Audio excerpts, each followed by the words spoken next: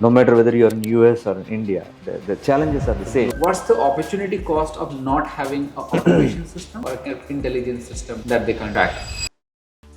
Is that what is stopping us from beating somebody like China, like where their manufacturing is just so polished? There are various reasons. I wouldn't say this is the only reason, but the reason is mindset. So this is where we are totally lagging. Even the data is there, but it is all scattered, and they can't come to a conclusion. I don't know how much of the Indian manufacturers use UDI transaction and all, but when you are working with the large-scale US manufacturers, like they require some standards. How they can Applications of AI in manufacturing. Right now, we are building a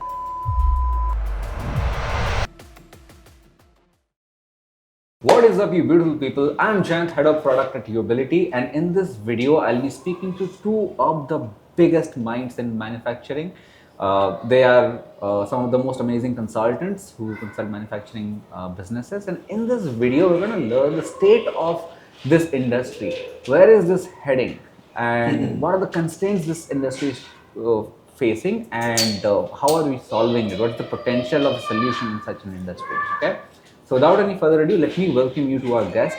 Meet Rajeshwar Naidu.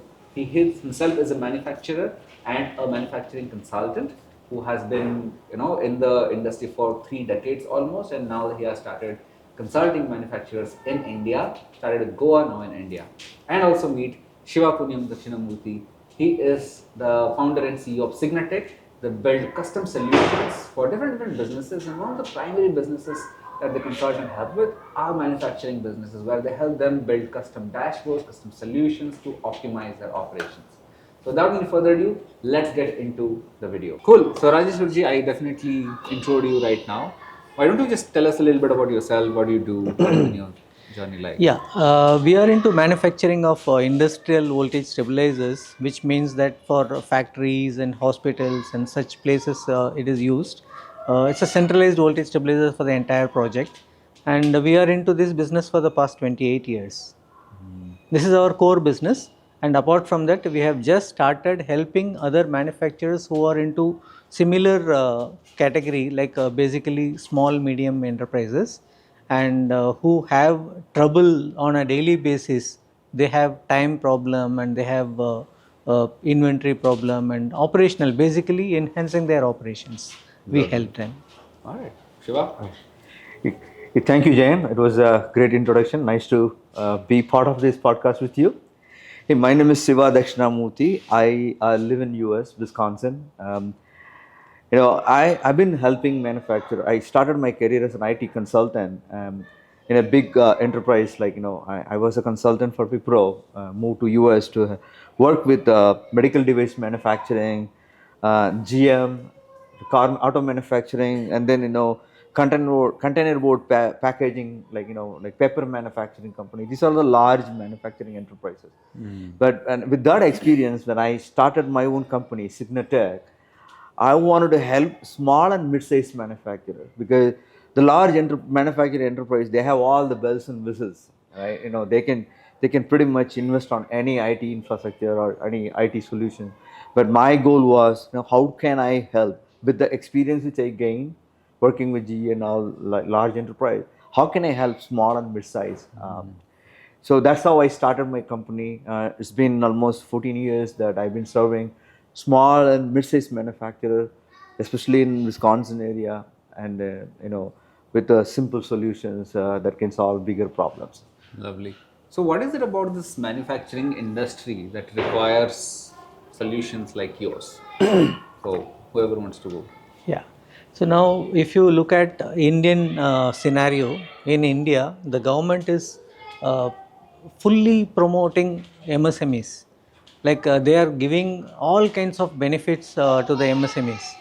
But in spite of that, micro and small medium enterprises have challenges. MSMEs, these are sub 500 CR companies. Yes, under 500 But are you CR. talking about manufacturers specifically? Manufacturers, specifically MSMEs are basically manufacturers. Okay, is it? I didn't know. Sorry. Yes.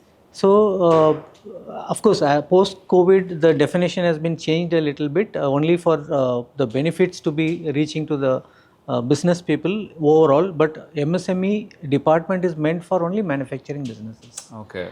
So, in spite of government offering so many benefits, still micro and small medium businesses are suffering only because they have no control over their operations. And most of the time the business owner handles the entire thing, because first thing is they don't have resources, financial resources, and they cannot afford a big team like an MNCs, multinational companies. And apart from that, they don't have a system in place. First thing is knowledge. They don't have the knowledge about the system. Second thing is they don't have resources like a big company to implement the systems. That's where we wanted to step in and help them at a very, very affordable fee, and with the knowledge of manufacturing knowledge which we are having, 28 years of backup, I mean the knowledge with from the manufacturing background. So we want to address their problems and difficulties and help them out. So when you mention like operational difficulties, like what are these like? So exactly speaking, they themselves don't know the kind of inventory what they are having. Most of the people whom we have worked with, They don't even know how much stuff I have. yeah, most cases we have noticed it personally. I have been working with so many people now, and when we start the process of getting the things, they do have software. They've been using some software or the other for inventory, but practically when we work on it, they come out with some 2-3 lakhs of worth inventory which is lying idle in one corner of their factory. It may be there in records, or it is not properly maintained in the records. They do have software. It's not that they don't record all of those. It's they just don't have an idea, like they can't even sell it. Since it is lying there in one corner, they don't even know about it. And in one case, I came across one of our recent client who is into fish business, and they had to throw away the fish because they have 3 containers. I mean, the cold storages. They have 3 cold storages. all of them are full. All are full, and the workers, they are supposed to keep some particular mackerel in one particular area. They have kept it elsewhere. Oh. And it is recorded in the paper, but when they go to take out the stock to sell it, it is not there. So they think that the record is wrong and they have cancelled it, and they have gone out, and that day sale is lost. And after some time they realize that it was lying somewhere else and they had to throw it out. Oh. So this is because it is perishable, they had to throw it out immediately. But in other cases, non-perishable goods are simply lying there for years. Lakhs of rupees are just stuck there, and this is connected with the cash flow problem. Of course. Cash flow. This is lost money. Yeah. Yeah. So this is not. This is one part of cash flow, and many times they don't have a track of how much money have to come from the customers. See, the so-called big customers, they give huge orders, but they don't pay on time. So rather, they think that they are getting huge business from big companies, and they run behind those customers, not realizing that the profits are not even coming in from them. Rather, they can focus on small companies. Instead of having one big customer, So they the can have. channel of client. Yeah. acquisition So and that all. because they don't have track of cash flow. So basically, they don't have track of anything. Anything. And causes cash flow issues, In short. inventory issues, loss of inventory. In You also short. see the same thing in US Yeah, as so well? when it comes to from Like, US because you're in US, so yeah. assume that it's much more organized. Yeah, from US context, the right now the focus is like bring the manufacturing back to US with the recent changes in the political tariff and everything. and then make America great again. These are, but coming back to the problems mentioned by Rajeshwar in MSME problem. No matter whether you're in US or in India, the challenges are the It's a same. global problem. So yeah, it's a global problem. Technology adoption is one. They would have I'll tell you that from my experience, manufacturers great. They're very conservative. They're very, very good at what they do. But their conservative approach to the technology adoption is one. The other thing is the disconnected system. Many times what happens is, you have ERP, you have CRM, you have accounting software, but are we connecting all the dots and getting a single view of their business? That's where I see a lot of problem there. Coming back to inventory tracking, your ERP is meant for doing the transaction, and to some extent you get report. But So again, I'm sorry, yeah, because yeah. consider me dumb. What is an ERP Okay, enterprise resource planning application. and what does it do? I mean, I So knew that. But yeah, what yeah. does it do? Any manufacturers, right? If the manufacturing process is order to cash, there are a lot of IT system use. How do you receive orders? How do you procure? How do you create a sales order? How do you procure raw material? How do you manage inventory? Is it like a software? It's just a software system that helps to perform their business process, right? And then obviously CRM helps to maintain their customer It's a information. customer relationship management. Yeah, customer basically. relationship management. Accounting software is maintaining all the transactions. Many times that when it comes to visibility, tracking, and all those things, you need a business intelligence system. That I feel like the large enterprise are very well adopted those kind of technology. You use the word business intelligence. If you are to explain it to a 5-year-old No, kid like yeah, me who doesn't yeah. understand what is Yeah, it. you have data collected in ERP, CRM, and in your accounting system. Are you using this data for making better decisions? Yeah. Right? If I have to see only Excel sheets, I probably won't. Yeah, yeah. This is where I see a lot of problems. Then another. So what is the business intelligence exactly? So business intelligence is all like we collect the data, connect the data, bring meaningful, informative decision making reports. For example, he mentioned about inventory, lack of tracking inventory. Fish. Yeah. So the data is sitting in the ERP, but are you is this inventory tied up with something, some sales? Is the inventory sitting there for future planning purpose? You don't connect those data together. So, but this kind of business intelligence systems are like you're able to connect the inventory to the future production order or future sales, whatever. You need to connect the dot. The another problem you mentioned, right? How much money you have made a lot of sales, but do you have collections visibility? For example, right? Assume that a customer is asking for something. When you're receiving an order or when you're talking to the customer about an order, do you have visibility about how much money they owe you? Are you able to gently remind them? These are all so basically your accounts payable and receivables will be there in your financial software, but the business intelligence solutions are like you can connect all the dots, give a 360. So basically, there is an ERP, there is a CRM, then there's finance software. There are like so many different tools, but disconnected from each other. Yeah. But a business intelligence system basically connects all of them together and gives you a holistic picture. Holistic view of your business. If this insight is not there, what's the kind of issues? I mean, you mentioned what are the issues they face, but what's the opportunity cost of not having an automation system or an intelligence system that they can't track? In terms of small businesses, so I would say small business in my own terms, say consider 10 to 50 crores turnover the people who are doing. If you look at their past track record, almost past 7-8 years they would have been the same place, most of them. I'm not talking about everyone, most of them. The reason is that they have that illusion that the business is growing in terms of they're busy every day and their manpower working means it's good. Yeah, and their manpower is increasing. Along with that, the cost is increasing.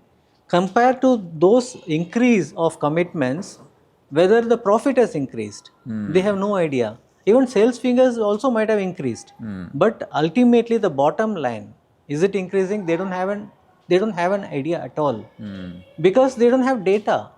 Even the data is there, but it is all scattered and they can't come to a conclusion. Chartered accountant, they can help them out in finances and compliances. They can't give out a data of whether the business is profitable and where they have to go in the next 2 years or 5 years. So no one can help.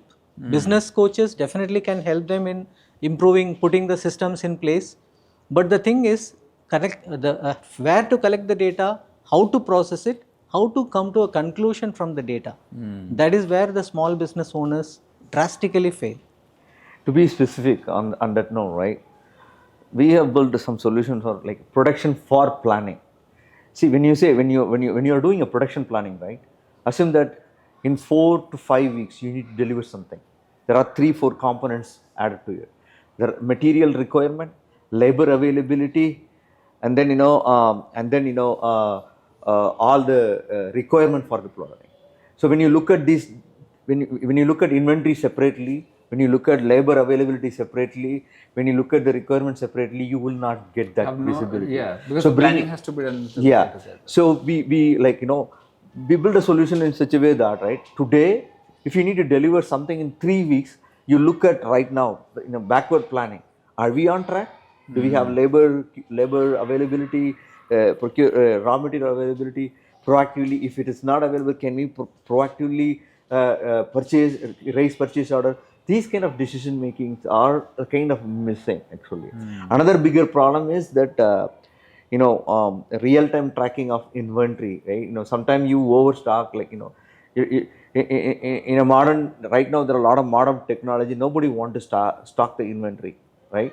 At the same time, when COVID happened, suddenly that the raw material availability became a problem. How do we strike the balance using the data? This is where I see a lot of challenges over there. Another thing is, right now there is a big leap in happening in the industry. Something like whatever we have done before 2023 and 2025, now AI is there. If you don't centralize the data, you cannot capitalize or you cannot leverage the AI power. So this is a high time, right? Manufacturers need to think through that, how What they are can. the applications of AI in manufacturing? So when it comes to right now there are a lot of use cases coming for manufacturing, but one thing it's very personal to me. If you are in manufacturing industry, if you need a service, if you are in a service industry, right, applying all the historical service data, right, whenever you need to search for some knowledge base, it used to be very difficult. Now with the AI power, you just train your AI model and just chat interface. You can just in a normal human language, you just put your problem from service history. It will give a service agent, and then estimation and quoting agent a bigger thing. So you can build custom agents for different departments. Yes. So precisely now, if you are a build something around it, like right now we are building a AI agent for manufacturer. Number one is sales and marketing agent. If you are training your sales team, right, you don't want to spend a lot of time, because now that with the AI power, you can precisely provide knowledge based on your company culture, and then sales, past proposal, and all the stuff. It's very quick for training. The another area is codebot.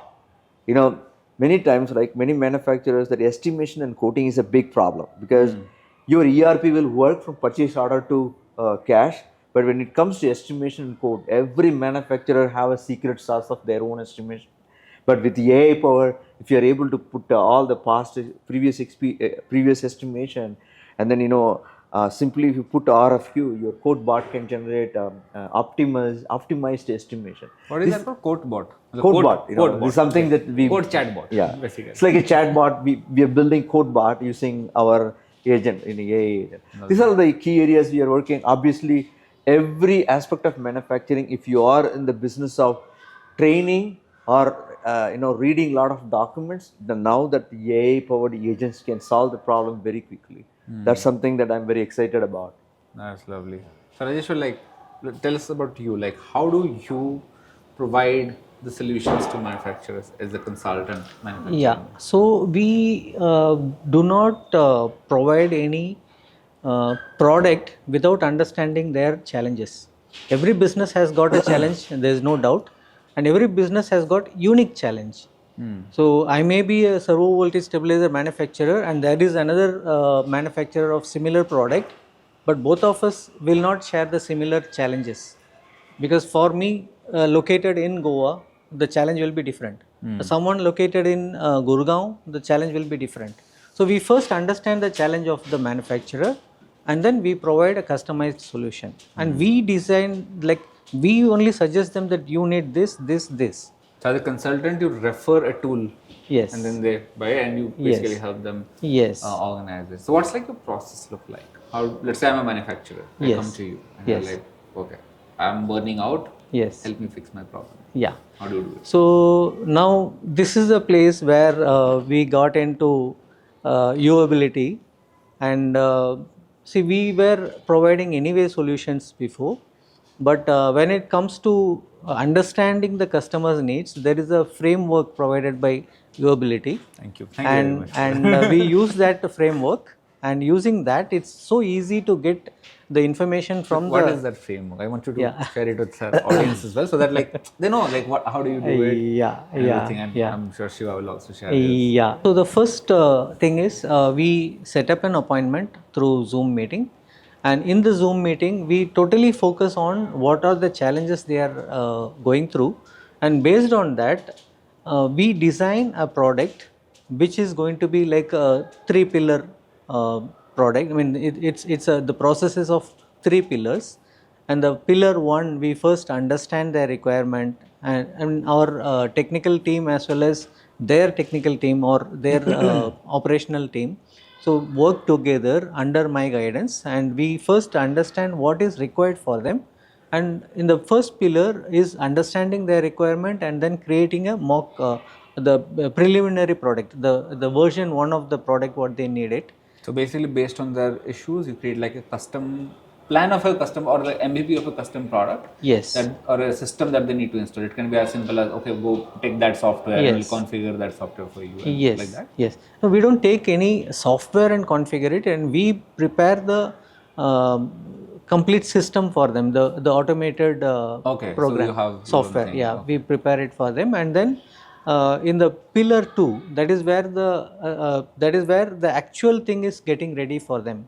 Like based on their inputs, after looking at the demonstration, the first version 1 system, and then we prepare it in the pillar 2, and then we give them a final demonstration, and little bit of tweaking here and there happens. And pillar 3 is where the most important part comes.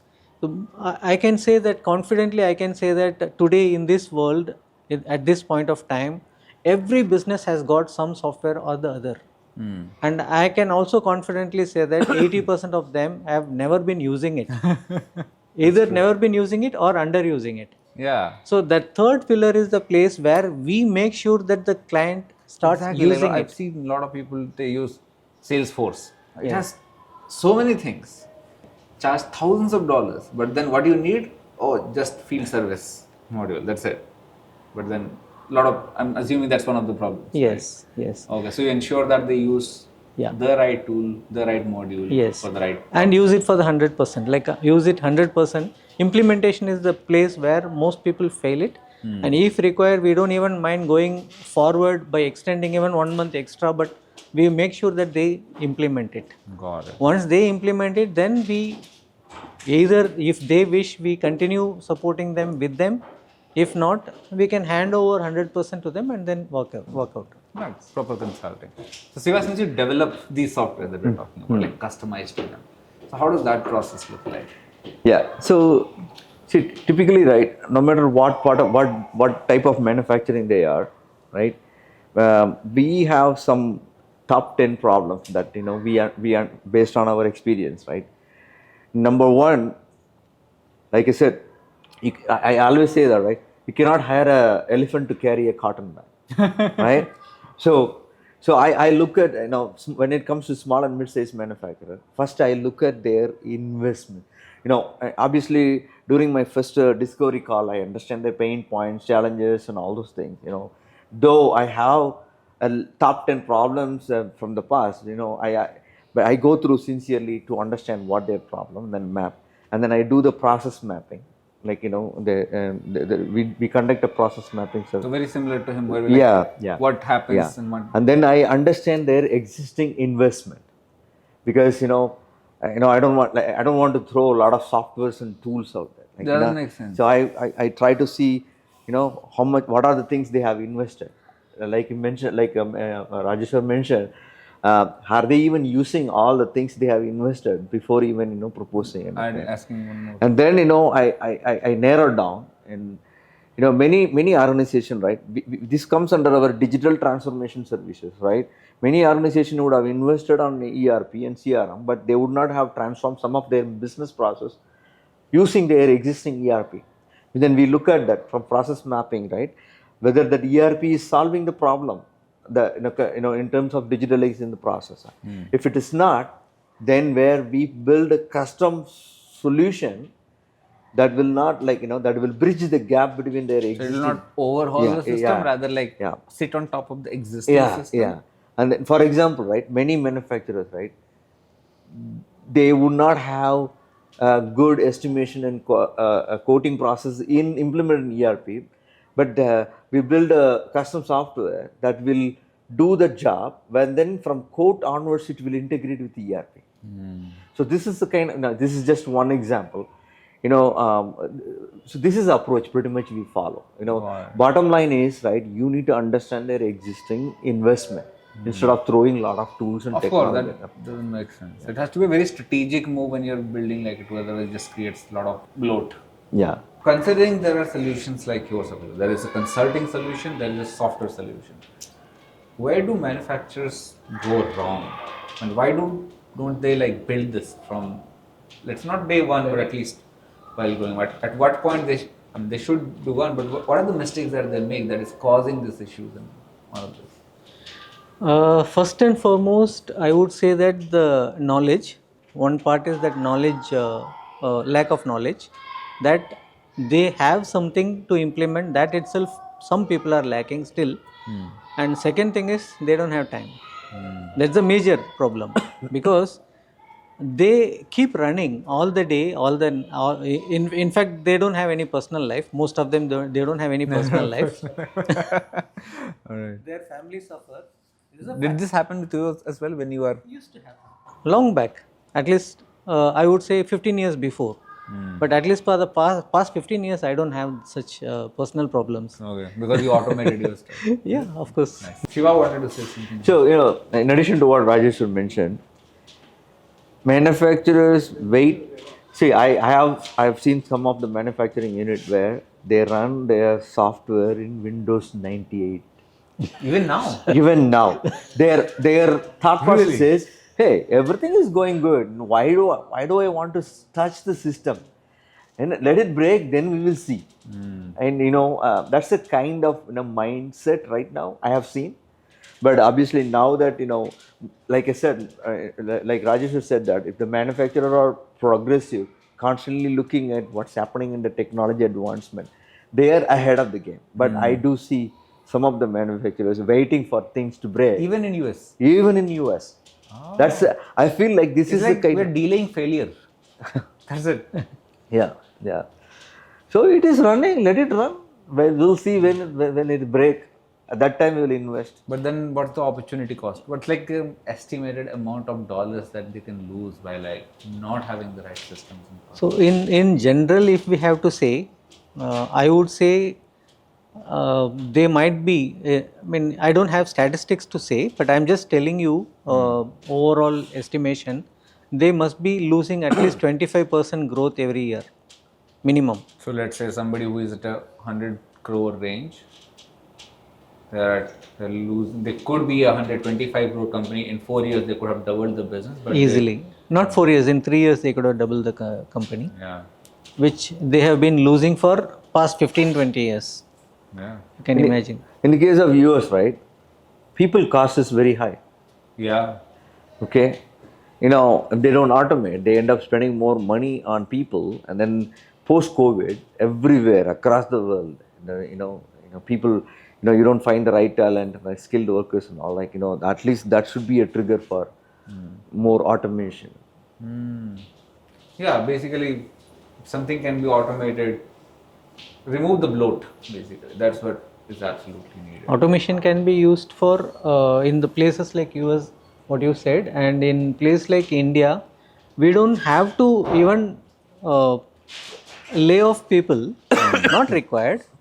Use them for growth. Okay. Yeah. Instead of firefighting on a day-to-day basis with the manpower, with the existing The right manpower, talent can be used in a different place where they Yes. can like actually survive and thrive and all of that. The another thing which I noticed with the Indian manufacturers, since they have not, the same attitude, right? Like, yeah, I'm selling, so things are going good, but why do I need to automate? Why do I need to modernize?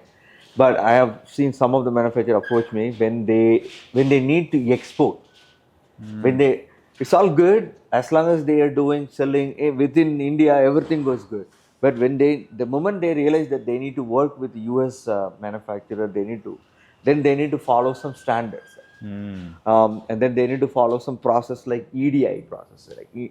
I don't know how much of the Indian manufacturers use EDI transaction and all, but when you are working with the large scale US manufacturers, like they require some standards. Like some standard system should be in place.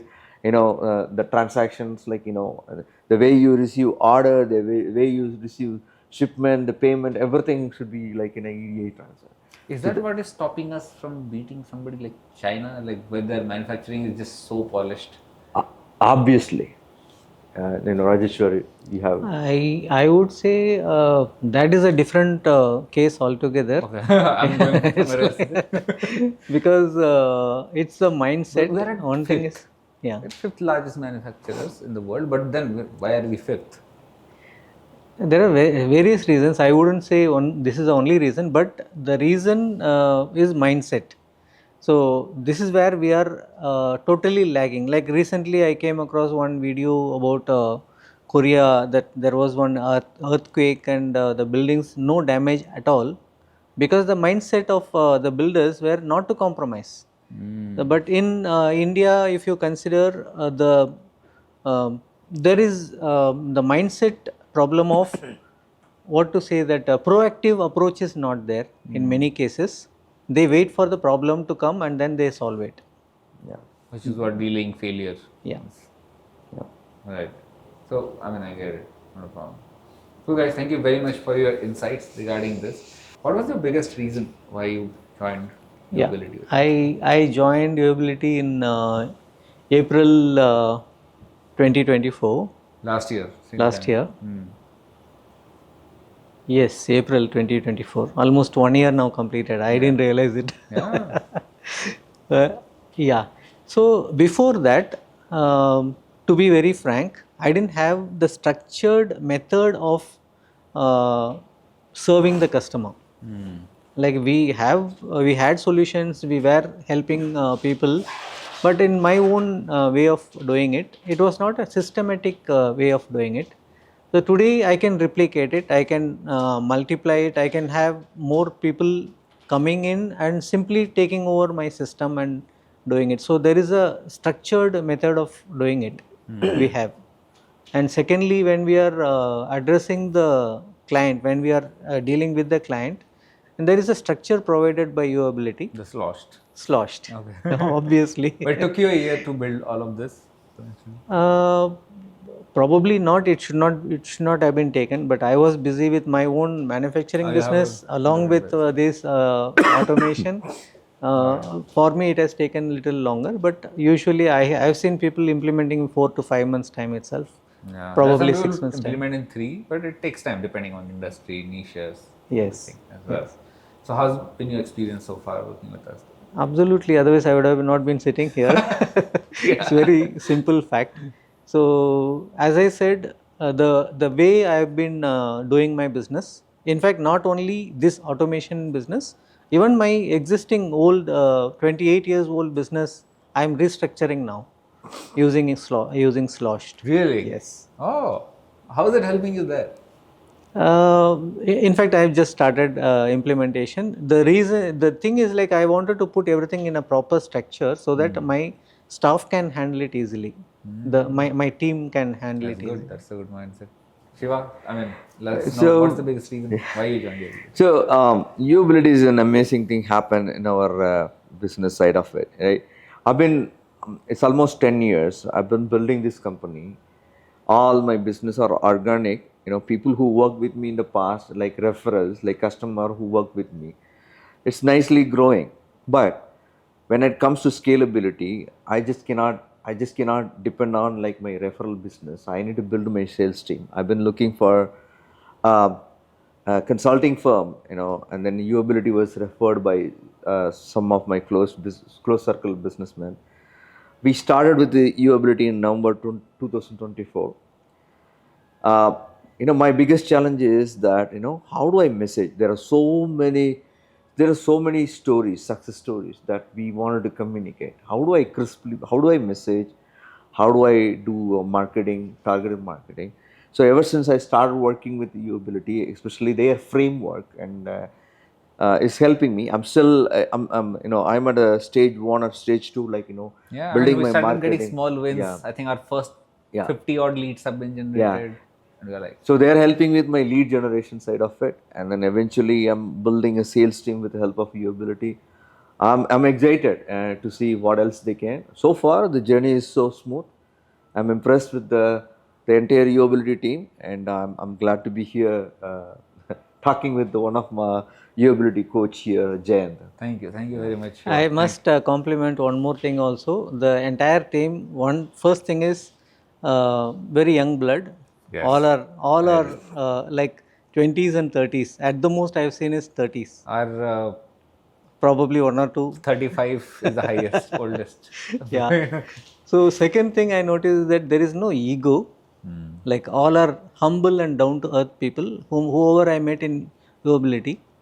And surprisingly, even the UAbility's clients are of that same kind of people. Like Yeah, I today, agree. we are here together for past 2 days now, and I see everybody is helping each other. So now we both are into similar kind of business, and we are sitting here and talking without any conflict. So that itself shows that UAbility is attracting the right kind of clients. Exactly. And so this is one thing, and then the knowledge, I feel that there is no every team member has got certain specialization, and so anything which you need, any kind of support you need in terms of business, you always find one person in UAbility. I think especially with marketing and sales, we have pretty much streamlined a lot of things. The one thing I like about is the mindset, alignment. I'm big believer by our belief system as a business owner match with the UAbility belief system. When that alignment is there, right, most of the contrasts are reduced, and that's when I found, and that alignment is what making me feel like very comfortable with working with UAbility. Thank you very much, both of you guys. Thank you very much for being a guest in our channel and everything. And let's hope to like scale things up. Sure. Thank you very much.